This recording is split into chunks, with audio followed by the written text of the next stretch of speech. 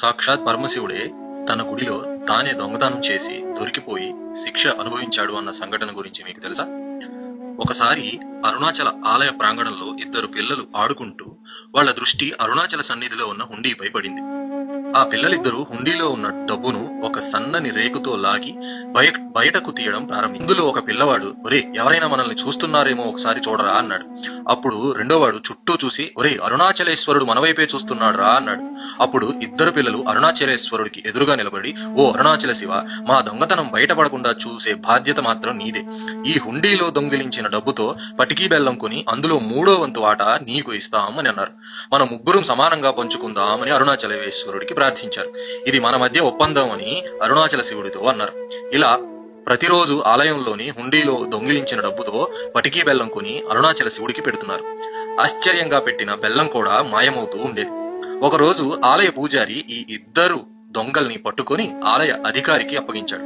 ఆ అధికారి వీరిద్దరిని చూసి, ఈ 8 వేళ్ల పిల్లకాయల్ని ఏ విధంగా శిక్షించగలం అని ఆలోచించి, ఒరే పిల్లలు, మీరిద్దరూ అంతరాలయంలో 108 ప్రదక్షిణలు చేయండి, ఇదే మీకు శిక్ష అని చెబుతాడు. పిల్లలిద్దరూ ప్రదక్షిణ చేయడం ప్రారంభిస్తారు. ఆలయ పూజారి మరియు ఆలయ అధికారి దూరంగా కూర్చొని ఆ పిల్లలిద్దరూ ప్రదక్షిణ సరిగ్గా చేస్తున్నారో లేదో గమనిస్తున్నారు. ఇంతలో ఆలయ పూజారి, ఆలయ అధికారి ఒక్కసారిగా ఆశ్చర్యపోయారు. ఆ ఇద్దరు పిల్లలతో పాటు కొత్తగా 3వ పిల్లవాడు కూడా ప్రదక్షిణం చేయడం గమనించారు. ఆ 3వ పిల్లవాడు మెరిసిపోతున్నాడు, మాటి మాటికి మాయమైపోతూ కనిపిస్తున్నాడు.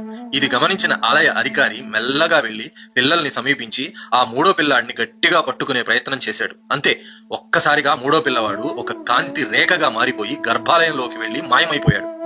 అప్పుడు వెంటనే ఆలయ అధికారి ఆ ఇద్దరు పిల్లల్ని పిలిచి కూర్చోపెట్టి బుజ్జగిస్తూ, అసలు ఏం జరిగిందిరా అని అడిగాడు. అప్పుడు ఆ ఇద్దరు పిల్లలు అరుణాచలేశ్వరునికి వీళ్లకి మధ్య జరిగిన ఒప్పందం గురించి చెబుతారు.